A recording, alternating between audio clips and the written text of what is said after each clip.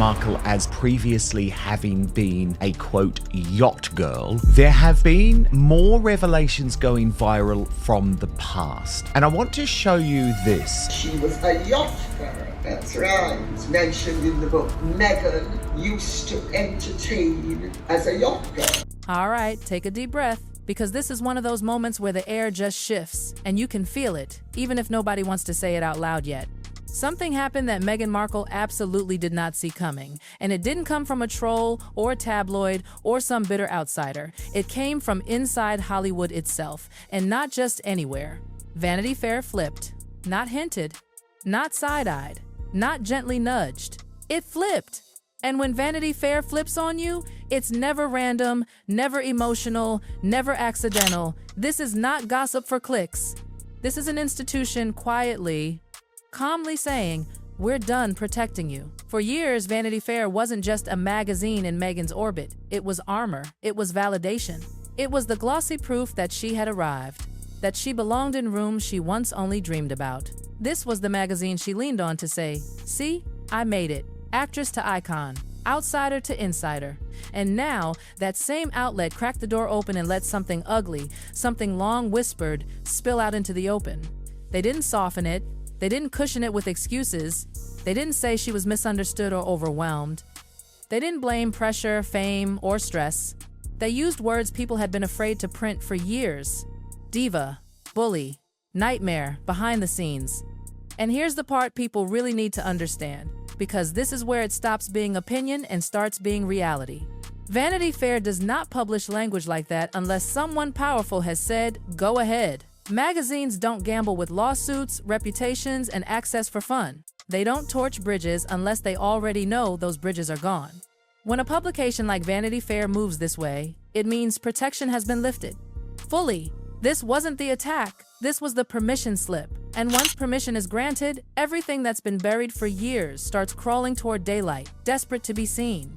In 2015, when Meghan Markle was flown to Istanbul for the opening of Soho House to be a party girl, carpet filler. This wasn't a sudden change of heart.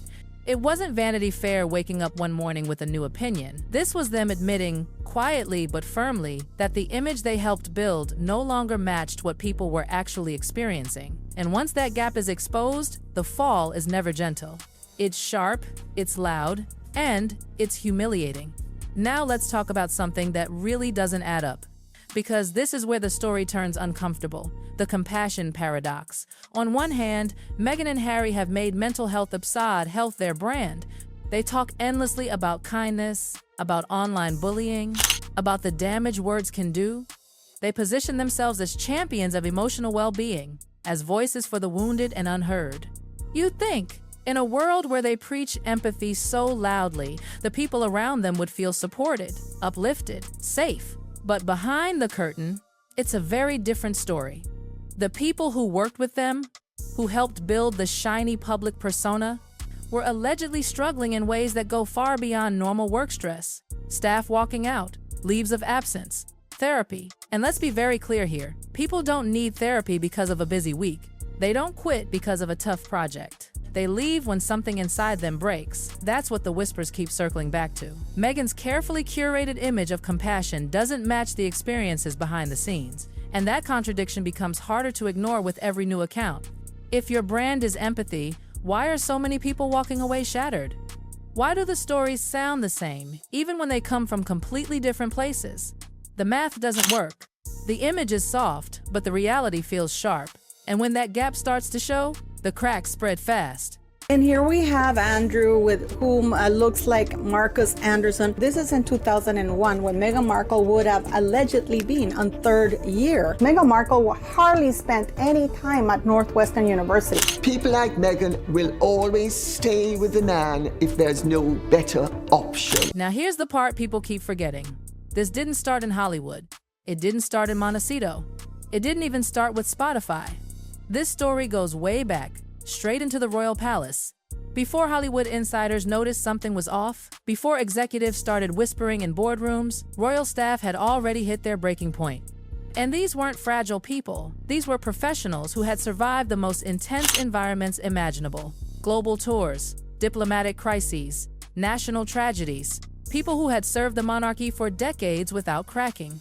And yet, when Meghan entered the picture, something changed. Sources claimed formal complaints were filed, documents signed, records created. This wasn't gossip passed around over coffee.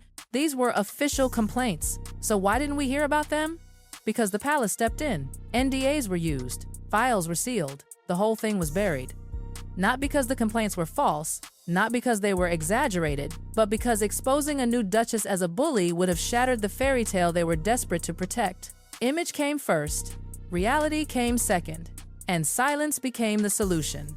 But silence doesn't erase behavior. It just pushes it underground, where it grows. And when Hollywood later started seeing the same patterns, it wasn't coincidence. It was continuity. This wasn't a Hollywood problem. It was a Meghan problem that followed her wherever she went. Then came the big American deals. Spotify, Netflix. Huge money, massive expectations. And this is where things get painfully awkward. Because when Meghan and Harry walked into those rooms, they didn't bring plans. They didn't bring polished ideas. They didn't bring vision. They brought entitlement and assumptions. Spotify expected results. What they got was 13 episodes over more than 2 years. 13. Executives waited, deadlines passed, patience ran out. And then there was Harry's pitch.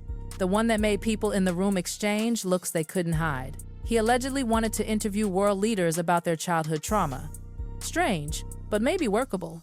Until he reportedly described figures like Putin, Trump, and Zuckerberg as damaged sociopaths, while positioning himself as perfectly fine. Imagine sitting in a multi-million-dollar meeting and hearing that. Imagine trying to take it seriously. One producer later described it as watching someone pitch a show from inside a reality only they could see. And Meghan, she was nodding along, approving, encouraging. That's when Spotify realized they hadn't bought creators. They'd bought chaos. And when an executive publicly labels you an effing grifter, that's not anger. That's humiliation. And then there's the silence, the kind you can't explain away with PR. The children. Not their existence, but the absence of normal life around them. No grandparents at birthdays. No cousins at holidays. No messy family photos. Just carefully released images, perfectly lit, perfectly framed, dropped on schedule. Privacy is messy. This is controlled. Every branch of the family tree is gone. Meghan's father erased. Her siblings erased. Harry's brother cut off. Cousins. Uncles. An entire royal family removed. Even the grandmother, he once said, shaped his life, never truly had free access to the children. When the palace reached out again, the answer stayed the same. No, not now, not ever. This isn't how families drift apart. This is how families are removed. Older women watching this understand it immediately. When children are isolated this completely, it's not protection. It's control. Control of the narrative. Control of access. Control of truth. And when a bubble gets this tight, pressure builds. Someone always cracks. And when they do, there's no spinning it back together again.